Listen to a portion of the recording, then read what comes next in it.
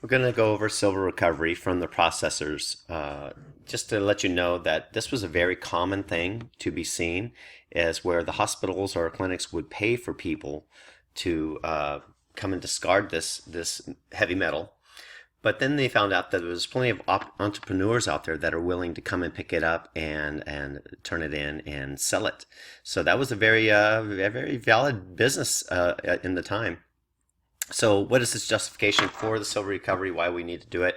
One reason is the worldwide supply of silver is low. It's less these days because silver being mined is low due to low prices and high refining costs. The monetary return to the department can be good. So typically what would happen is either the department would turn it in for money, or again, they would just go ahead and have a third party come in and just take it off their hands.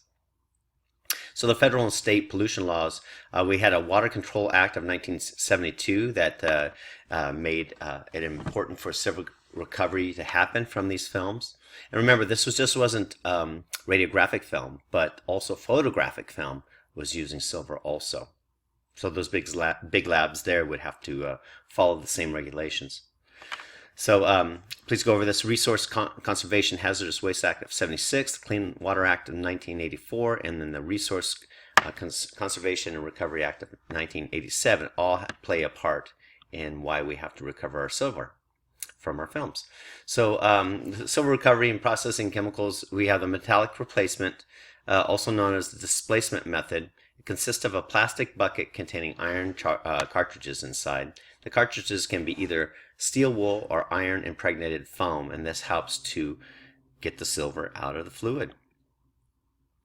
So with the steel wool cartridges, the most common type of cartridge is subject to the following problems. So yes, they worked well, however, they had problems in their channeling, their rusting, and their drain stoppage.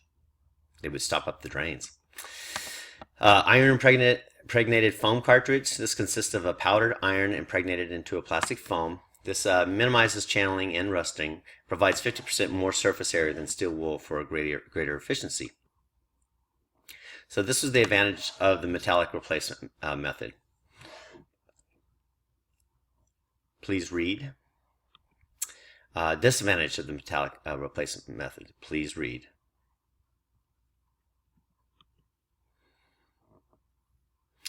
So electrolytic method is based on electrolysis. It uses electric charges to attract positive silver ions. The silver collects on the cathode. Higher efficiency than the metallic replacement method, and the amperage must be set to proper levels to avoid sulfurization. The electrolytic silver recovery, there's two types of units available. We got a terminal electrolytic system, which is the most common type, the TES, terminal electrolytic system, and the recirculating electrolytic system, designed to recover silver from used fixture and then recirculate the fixture back into the processor. So here's the advantage of the electrolytic silver recovery. Here are the disadvantages of them. So when this third party would come around and collect the silver, they would actually have to collect the fixer. So they would get the used fixer and collect that instead of just putting it down the drain.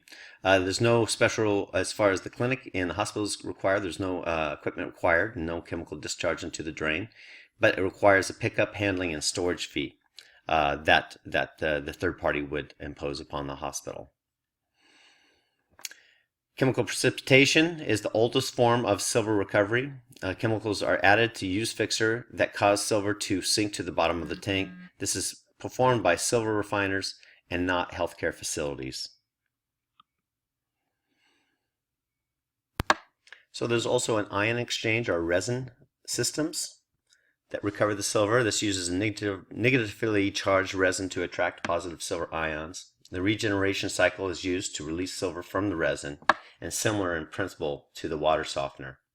So this is sort of what this stuff would look like. Of course, this would have to go through another purification to distill it right down to the silver, but there's a lot of silver in those particles and the residue that's left over there. So if we're going to recover the silver from film, 50% of the silver is dissolved in fixer and removed by the previous methods. 50% of the silver remains on the film. So film is not diagnostic or no longer needed, can be sold to the silver dealer for silver recovery. And like I mentioned, it was a bustling little business there for a while. So silver recovery concerning green film, film that has not been processed, okay, the most valuable type film for recovery. Okay, so they might have some old boxes of film that went out of date, and that has 100% of the silver still on the film. So up to 0.4 troy ounce of silver per sheet of a 14 by 17 film is available for recovery. So yeah, if they ever found some films that went out of date, they wanted them. Another way recovering silver from film is getting the scrap film, and the film that has been exposed or processed but not diagnostically useful, repeats, such as repeats or just extra films.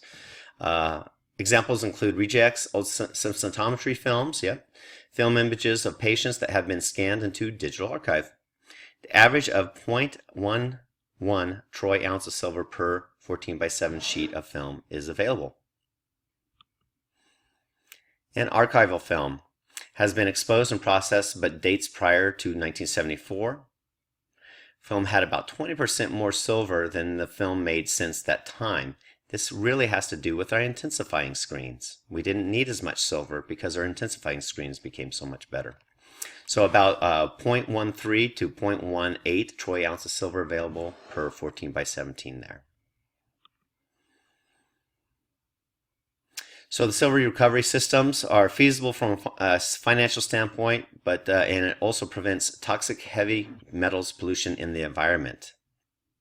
But prior to, let's say, the 1970s, it was going down the drain.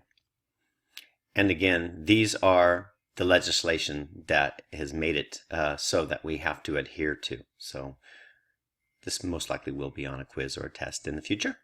I hope this will help you understand the silver recovery process in radiologic technology.